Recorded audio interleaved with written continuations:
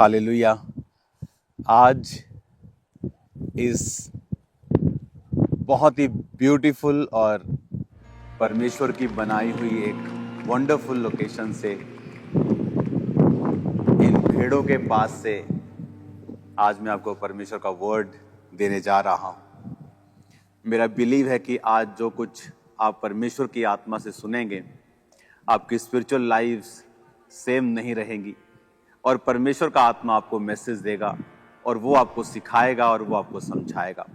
अपने हाथों को उठाओ और प्रार्थना करेंगे। पिता, आज तेरा आत्मा इनको छुए, इस वचन के द्वारा इनको बदले, तेरी ब्लेसिंग इन पर, उनके घराने पे हो खुदावंद। तेरा आत्मा इनको छुए, इन बच्चों को खुदावंद, बुजुर्गों को, मेरे भाइयों बहनों बच्चों सबको खुदा बाप, तेरा आत्मा इनको छुए, इस वर्ड के द्वारा इनसे बात कर, उन्हें छुड़ा और उन्हें आशीषित कर खुदावंद। तेरा वचन आज इनको चंगा करे, आजाद करे, बीमारियों से, बंधनों से, दुष्ट आत्माओं के बंधनों से इन्हें छुटकारा दे खुदावंद। तेरे वर्ड के द्वारा ये छुटकारा पाए मेरे पिता। मैं तेरे लहू की घोषणा करता हूं इनकी जिंदगियों के ऊपर। तेरा लहू खुदा बाप इनके परिवारों के ऊपर, इनके जिंदगियों के ऊपर, इनके फाइनेंस के ऊपर खुदावंद, इनके जीवन के हर एक पहलू के ऊपर तेरे लहू की घोषणा करता हूं खुदावंद। तेरी ब्लेसिंग इन पे हो प्रभु यीशु मसीह के सामर्थी नाम में, आमीन आमीन। हालेलुया। आज जैसे कि आप इन भेड़ों को देख रहे हैं, मैं एक भेड़ के फॉर्म पे हूं, जहां जो भेड़ों का चरवाहा है उनके साथ एक लंबी एक मीटिंग में भेड़ों को वो कैसे संभालते हैं, भेड़ों की नेचर क्या है, और वो सब चीजें जो बाइबल में परमेश्वर ने लिखी हैं, आज हम उन्हें पढ़ेंगे और आज मैं आपको प्रैक्टिकली कुछ बातों को सिखाऊंगा। वचन में लिखा है यूहन्ना 10 उसकी 1 आयत में, मैं तुमसे सच सच कहता हूं, जो कोई द्वार से भेड़शाला में प्रवेश नहीं करता परंतु किसी दूसरी ओर से चढ़ जाता है, वह चोर और डाकू है। परंतु जो द्वार से भीतर प्रवेश करता है वह भेड़ों का चरवाहा है। उसके लिए द्वारपाल द्वार खोल देता है और भेड़ें उसका शब्द सुनती हैं। वह अपनी भेड़ों का नाम ले लेकर बुलाता है और बाहर ले जाता है। जब वह अपनी सब भेड़ों को बाहर निकाल चुकता है तो उनके आगे आगे चलता है और भेड़ें उसके पीछे पीछे हो लेती हैं, क्योंकि वे उसका शब्द पहचानती हैं। वे पराये के पीछे वो नहीं जाएंगी परंतु उससे भागेंगी, क्योंकि वे परायों का शब्द नहीं पहचानती। आमीन। आज जब चरवाहा, आप इस वीडियो में देखेंगे कि जब भेड़ों की ऊन जब कतरी जाती है तो चरवाहे ने जब भेड़ को पकड़ा और चरवाहे ने गले में एक लॉकेट, जो उसकी निशानी है कि ये चरवाहा है, जब उसने उसको दिखाया तो वो भेड़ चरवाहे के हाथ में रिलैक्स हुई और वो उसका ऊन जो था वो कतरने लगा। और जब वो उसका ऊन कतरने लगा, वो चुप करके, बहुत से लोग वहां मौजूद थे और बहुत से लोगों ने उस ऊन को, चरवाहे ने कहा कि आप सब मेरे साथ आकर उस ऊन को काट सकते हैं। और हम सब ने उस भेड़ की ऊन को काटा। और तब तक जो भेड़ थी बड़ी शांत रीति के साथ बनी रही और चरवाहे के हाथ में अपनी, जब तक उसने उसको छोड़ा नहीं, जब तक वो ऊन काटी नहीं गई, तब तक वो वहां से गई नहीं। अगर हम भेड़ों की जिंदगियों को देखें तो बाइबल कहती है कि प्रभु यीशु मसीह ने हमको, आपको भेड़ों के समान रखा है। उसने अपने आप को भी निष्कलंक मेमना कहा है। उसने कहा है कि वो मेमना जो जगत के सारे पापों को उठा के लेके गया। क्यों परमेश्वर ने हमको भेड़ों के समान कंपेयर किया, या आपको ये कहा, मुझे ये कहा कि जो मेरी भेड़ें हैं वो मेरा शब्द पहचानती हैं। आज मैंने भेड़ की एक और खासियत को देखा जिसे मैं आपके साथ शेयर करूंगा। जो भेड़ है वो कभी भी सेल्फ सफिशिएंट नहीं है, वो आत्मनिर्भर नहीं हो सकती है। जिस भेड़ की आप वीडियो देख रहे हैं साइट पर, जब उसके ऊन को कतरा जा रहा था तो उसके ऊन को कतरने का कारण ये होता है कि जब मैं जहां जिस जगह पे हूं, अब यहाँ पे गर्मी है, तो गर्मी के दौरान अगर भेड़ को ये लोग नहीं कतरते हैं, उसकी ऊन को नहीं काटते हैं, तो वो ओवरहीट हो सकती है। ओवरहीट होने के कारण उसकी सेहत खराब हो सकती है। और जब बारिश के सीजन में अगर बहुत ज्यादा ऊन भेड़ पे हो तो वो पानी उसमें ठहरा रहता है, उसमें कीड़े अपने अंडे देते हैं, उसमें मच्छर बहुत ज्यादा और कीड़े बहुत बड़ी मात्रा में चले जाते हैं और उसको हमेशा तंग करते हैं। और इसीलिए हर साल उनके ऊन को कतरा जाता है और फिर भेड़ें जो हैं वो हेल्थी रहती हैं। और परमेश्वर ने वचन में क्या लिखा है, उसने आपको और मुझको अपनी भेड़ों के समान कहा है। और उसने कहा है कि अंत के दिनों में जब तुम्हारा न्याय होगा, मैं भेड़ों से कहूंगा, अपने दाहिने हाथ के लोगों से कहूंगा कि जाओ और उस स्थान पर जो पिता ने तुम्हारे लिए तैयार किया है। और लेफ्ट हैंड साइड बकरियों को, अगर आप बकरियों को देखेंगे, उनको ऊन कतरवाने की जरूरत नहीं है। वो लंबा देख सकती हैं, ज्यादा देख सकती हैं, वो चरवाहे पर निर्भर नहीं है। तो परमेश्वर ने उन विश्वासियों की तुलना उन बकरियों से की है जो ये कहते हैं कि हमें किसी चर्च की या किसी चरवाहे की जरूरत नहीं। उन्हें लगता है कि वो डायरेक्ट परमेश्वर को मान सकते हैं। आप परमेश्वर को डायरेक्ट ही मानते हैं, मैं भी परमेश्वर को डायरेक्ट ही मानता हूं। मैं अपने पास्टर के थ्रू परमेश्वर को नहीं मानता हूं, मैं डायरेक्ट ही परमेश्वर को मानता हूं। लेकिन वचन में लिखा है कि उसने चरवाहों को आज भी ठहराया है। इसलिए पौलुस ने कहा, कलीसिया में उसने 5 तरह के व्यक्ति दिए हैं। उसने प्रेरित दिए हैं, उसने भविष्यद्वक्ता दिए हैं, पास्टर्स दिए हैं, इवेंजलिस्ट दिए हैं, टीचर्स दिए हैं, जो कलीसिया जिनसे उन्नति करेगी और कलीसिया जिससे बरकत पाएगी और मसीह की जो देह है वो परफेक्ट होगी। इसका मतलब ये सारी मैनेजमेंट भी परमेश्वर के द्वारा ठहराई गई थी। इसीलिए बाइबल कहती, जब मूसा ने गलती की और उसके बहन मरियम ने और भाई हारून ने उसको बुरा भला बोला, तो परमेश्वर ने उनको श्रापित किया और उसको कोढ़ हुआ। और उसके भाई को, क्योंकि वो याजक की कुर्सी पे था, उतनी सजा नहीं मिली जितनी मरियम को मिली। उसका रीजन ये था कि परमेश्वर ने कहा, चाहे उसने मिस्टेक की, लेकिन तुम मेरी मैनेजमेंट के खिलाफ, जो मैंने मैनेज करने के लिए धरती को, परमेश्वर के लोगों को किया है, तुम उसके खिलाफ नहीं चल सकते हो। कहने का मतलब यह है कि परमेश्वर ने एक मैनेजमेंट ठहराई, एक सिस्टम बनाया जिसके द्वारा आज हम ब्लेस्ड होते हैं। पौलुस को उसने ठहराया कि वो एक दर्शन के जरिए काम करेगा।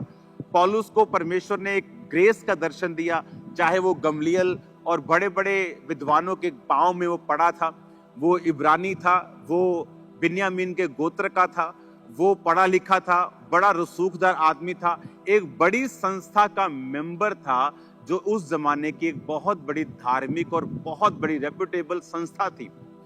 तो परमेश्वर उससे प्रचार करवाता क्रिश्चियंस में, यहूदियों में, जिस संस्था, जिस कम्युनिटी का वो मेंबर था, वहां उसकी सुनी जाती है। अगर आज आपके मोहल्ले के, आपके नगर का एमएलए अपने फेथ को अनाउंस कर दे कि मैं क्रिश्चियन हूं, तो ज्यादा आपको लगेगा हाँ वो ज्यादा प्रभाव डाल सकता है कि इतना बड़ा व्यक्ति सीएम या एमएलए या एमपी ये क्रिश्चियन बन गया।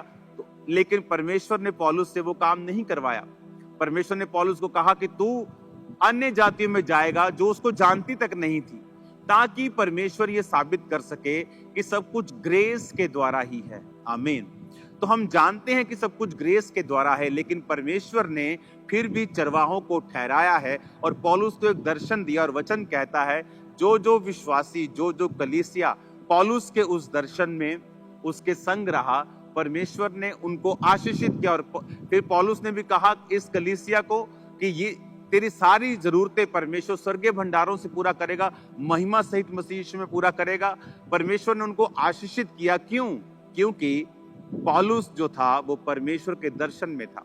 तो आज परमेश्वर ने, आप इमेजिन करो, परमेश्वर ने आपको भेड़ कहा, बकरी नहीं कहा। वचन कहता है कि तुम परमेश्वर के घरों में लगाए जाओगे, उसके आंगनों में फलोगे और फूलोगे। क्या है परमेश्वर के आंगन? वो उसके चर्च, वो उसके भवन, वो उसके स्थान, वो उसकी कलीसियाएं जो परमेश्वर ने बनाई और ठहराई हैं। आज आपको अपने पाप माफ करवाने के लिए पास्टर्स के पास जाने की जरूरत नहीं, याजकों के पास जाने की जरूरत नहीं। आपके पाप आप खुदा से प्रार्थना करें, वो माफ करता है। लेकिन उसने उन लोगों को ठहराया है ताकि आप लोग उन्नति पाएं और आप लोग ब्लेस्ड हो। इमेजिन करो, जो लोग परमेश्वर के भवन से दूर होते हैं, उसी तरह फिर उनकी जो स्किन है, उनके जो बाल हैं, वो ओवरग्रोन होते हैं, भार उनकी लाइफ पर होता है, बहुत सारी शैतानी चीजें उनको तंग कर रही होती हैं, जिस तरह भेड़ को तंग करती हैं। ओवर द टाइम वो उसके जान को नुकसान कर देती हैं। और यहां हमने आज देखा कि किस तरह से एक अच्छा चरवाहा जानता है कि भेड़ को अब उसको फ्री करने का समय है, अब उसको खिलाने का समय है, पिलाने का समय है। परमेश्वर भी हमारा अच्छा चरवाहा है। और आपने एक और चीज नोटिस की वीडियो में कि जब भेड़ अपनी उनको कतरवा रही थी तो वो बहुत शांति के साथ, बहुत ही सरेंडर मोड में वहां पे बैठी थी। वो बिल्कुल भी अपोज नहीं कर रही थी, वो बिल्कुल आराम से अपने चरवाहे के हाथ में थी। अगर हम परमेश्वर से बरकतों को चाहते हैं, हम भी समर्पित होकर समर्पण के मोड में परमेश्वर के हाथ में भी, उसके दासों के हाथ में भी रहें, तो फिर परमेश्वर उस मकसद को पूरा कर पाता है। वो हमें शेप में लेके आता है और हमारी जिंदगी में वो काम होते हैं जो परमेश्वर चाहता है। हालेलुया। और अभी इस परमेश्वर की बनाई हुई दुनिया में, जहां ये बहुत सारा ऐसा स्थान है जो अभी तक अनटच्ड है, यहाँ बहुत से लोग नहीं हैं, यहाँ भीड़ नहीं है। मोस्टली यहाँ जानवर आपको देखने को मिलेंगे, आपको पेड़ मिलेंगे, आपको वादियां मिलेंगी। ऐसा परमेश्वर का ये स्थान मिलेगा जहां आप लंबे समय तक, सुबह से लेकर दोपहर तक आप प्रार्थना कर सकते हैं और आप बिल्कुल भी थकेंगे नहीं। इस तरह का ये परमेश्वर ने मुझे स्थान दिखाया है। तो आज मेरा मैसेज आपको यही है कि परमेश्वर के हाथों में भेड़ बने, ओवर स्मार्ट मत बने, बकरियां ना बने जिसको चरवाहे की जरूरत नहीं है, भेड़ बने जिसको चरवाहे की जरूरत है, क्योंकि वो ना तो बहुत लंबा देख सकती हैं और वो बिना चरवाहे के चल नहीं सकती। उनको चरवाहे की जरूरत हर कुछ दिनों और हफ्तों के बाद उसको पड़ती है। और परमेश्वर भी यही चाहता है। वो चाहता है याजक, सेवक लोग उसी तरह परमेश्वर के सामने समर्पित रहें, और वो ये चाहता है कि उसी तरह विश्वासी चर्चिस में अपने आप को समर्पित करें, अगर वो अपने जीवन में आशीष वाले दिन देखना चाहते हैं। तो आज जब पूरी दुनिया में मैं घूम रहा हूं, बहुत सारे विश्वासी आशीषित नहीं हैं क्योंकि वो अपनी चर्चिस के साथ समर्पण में नहीं जीते। उनके लिए चर्चिस सिर्फ एक संडे जाने वाला एक काम है कि जहां वो एक संडे जाके 1 घंटे का सरमन सुनते हैं और एहसान करके कि परमेश्वर पे एहसान होकर वापिस चले जाते हैं। उनका उस चर्च के साथ कोई इमोशनल कनेक्शन नहीं है, वो सेवा के लिए समर्पित नहीं है, वो बीजों के लिए समर्पित नहीं, प्रार्थना के लिए समर्पित नहीं। और परमेश्वर ऐसा नहीं चाहता है। अगर आप चाहते हैं कि परमेश्वर आपको ब्लेस करे, आपका जीवन परमेश्वर के वचन और परमेश्वर के भवन और उसकी सेवकाई के आसपास ही जुड़ा होना चाहिए। आमीन। परमेश्वर ने कहा, मेरी भेड़ें मेरी आवाज को पहचानती हैं। उसकी भेड़, जब ये चरवाहा आज आवाज लगा रहा था भेड़ों को, तो भेड़ें दूर से ही आती थी। कुछ डॉग्स उसने रखे हुए थे, वो भी उसकी कमांड को समझते थे और सब काम अच्छी तरह से हो रहा है। आज हमें परमेश्वर के वचन को समझने की जरूरत है कि परमेश्वर हमारी लाइफ से क्या चाहता है। अगर हम पूरी तरह से समर्पित जीवन जीते हैं, हम शैतान के अटैक से बचे रहते हैं। अगर भेड़ समर्पण में ना हो, भाग जाए, भाग सकती है। ये जिस जगह हम खड़े हैं, आई थिंक यहाँ पे जो मोस्टली जो लैंड्स हैं जहां शीप चरती हैं और रहती हैं, ये 6-6 हजार एकड़, 7-7 हजार एकड़, हजारों की संख्या में अगर आप देखेंगे, दूर दूर तक आपको शीप्स दिखाई देंगी। सिर्फ यही नहीं, हर जगह के ऊपर आपको शीप्स दिखाई देंगी। अब यहाँ पे शीप अगर कोई भाग जाए कि 5000 एकड़ में भाग जाए, आप उसको पकड़ नहीं सकते। लेकिन नुकसान किसका है? शीप का, क्योंकि वो अपने ऊन को इतना ग्रो कर लेगी और जब गर्मी आएंगी, वो हीट में जब भागेगी तो उसको दिक्कत होगी और कई शीप मर जाती हैं और बीमार हो जाती हैं, और जो कीड़े हैं वो उनमें चले जाते हैं। बारिश के दिनों में पानी उनके अंदर ठहरने लग जाता है, क्योंकि वो सिर्फ सर्दियों के लिए उनके काम में आती है और गर्मियों में उन्हें कटवाना होता है। आप इमेजिन करो, परमेश्वर ने हमें शीप के साथ ही क्यों जोड़ा है। जब वो ये कहता है कि तुम अंगूरों की बेल हो, उसने हमें अंगूरों की बेल ही क्यों कहा है? क्योंकि अंगूरों की बेल अगर सड़ जाए, टूट जाए और फल ना लाए, तो उससे कोई बैट, बल्ला, थापी, बेलना कुछ नहीं बनता है। वो सिर्फ जलाने के ही काम आती। उसने, आज सुबह में वर्ड पढ़ रहा था, उसने हमें नमक ही क्यों कहा है? तुम पृथ्वी के नमक हो, उसने क्यों कहा? उसने ये क्यों नहीं कहा कि तुम पृथ्वी के तरबूज हो, तुम पृथ्वी के केले हो, तुम पृथ्वी के आटा हो, तुम चावल हो? क्योंकि हर एक चीज जब खराब होती है तो वो खाद के काम आ सकती है। अगर कोई फूड खराब हो गया, वो एक खाद के रूप में परिवर्तित हो सकता है। लेकिन परमेश्वर ने कहा तुम पृथ्वी के नमक हो। नमक के बिना आप हजारों रुपया लगा दें, उसमें सब्जी में पनीर डाल दें, उसमें आप अच्छी अच्छी चीजें डाल दें, सब्जियां डाल दें, अच्छे अच्छे मसाले दुनिया भर के डाल दें, लेकिन अगर आपने नमक नहीं डाला, उस चीज का टेस्ट आपको नहीं आता।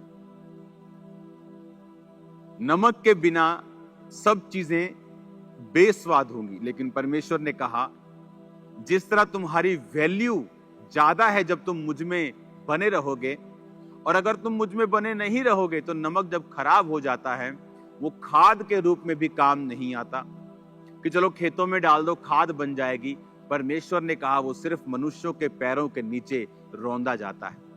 आप जानते, परमेश्वर ने वचन में लिखा कि क्या वो व्यक्ति जिन पर शीलो का गुम्मट गिरा, क्या वो यरूशलेम में रहने वाले दूसरे लोगों से अधिक अपराधी थे? परमेश्वर ने कहा नहीं, वो अधिक अपराधी नहीं थे। यदि तुम भी मन ना फिराओगे तो इसी रीति से नाश होगे।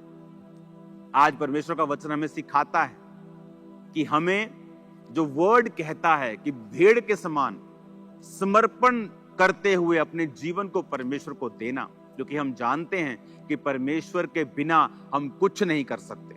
हम भाग सकते हैं क्योंकि हमें अपना बिजनेस चलाना है, हम भाग सकते हैं क्योंकि हमें चर्च के काम करने हैं, लेकिन अगर हमने प्रार्थना नहीं की, अगर हम वचन में नहीं है, अगर हम फेथफुल नहीं है परमेश्वर के संग, तो एंड में वो सब कुछ व्यर्थ है और जीरो है। बाइबल क्या कहती?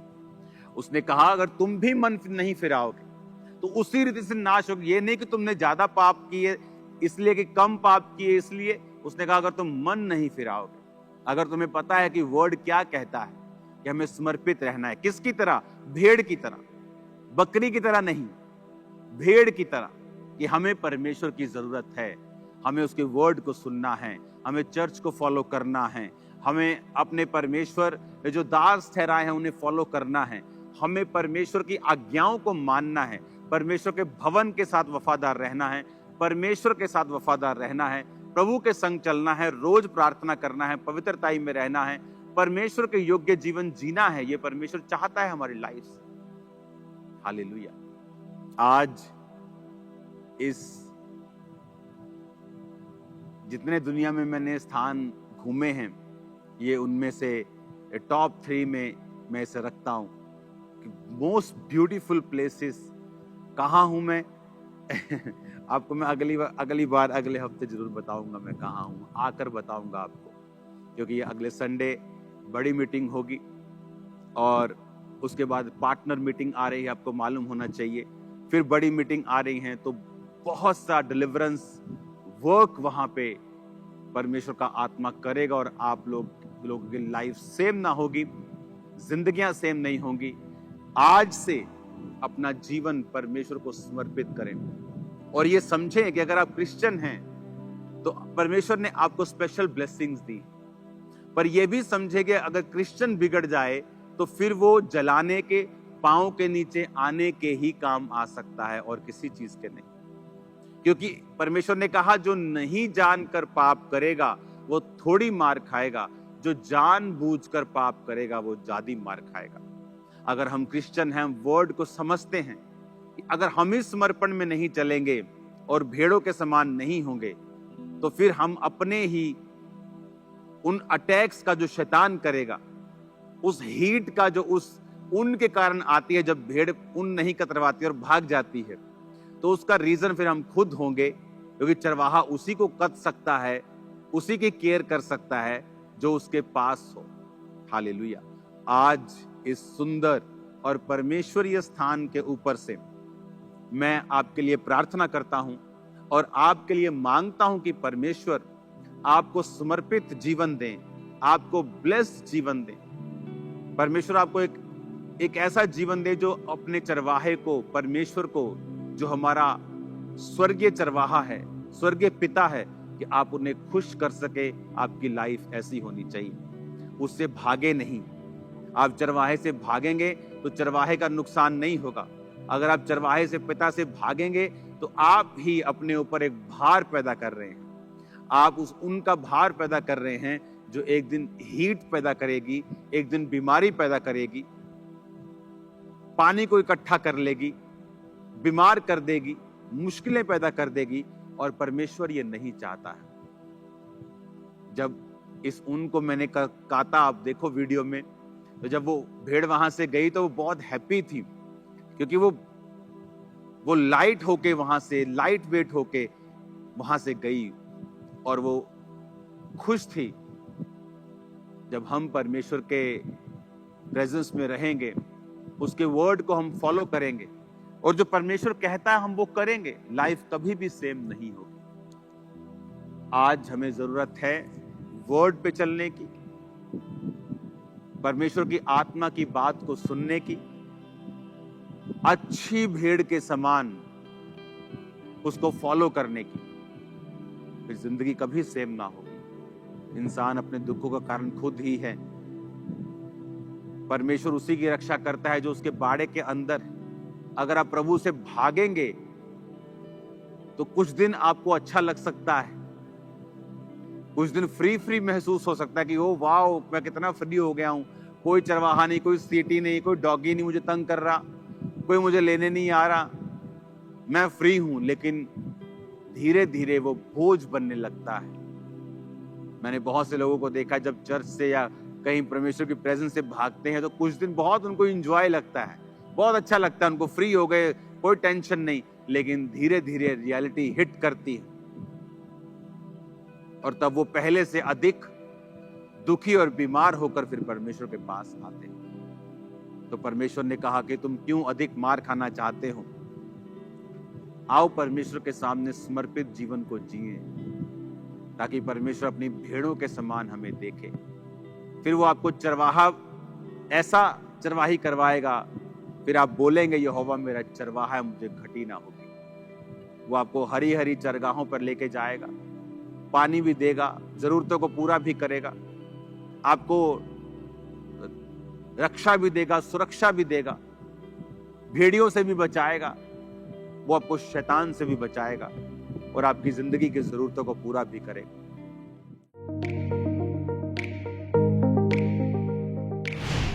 परमेश्वर के दास के द्वारा दिए गए जीवित वचनों और गहरे आत्मिक भेदों को जानने के लिए आप हमारे YouTube चैनल को अभी सब्सक्राइब करें और बेल आइकन को दबाना ना भूलें, ताकि हर एक नई अपडेट और अनाउंसमेंट सबसे पहले आप तक पहुंच सके।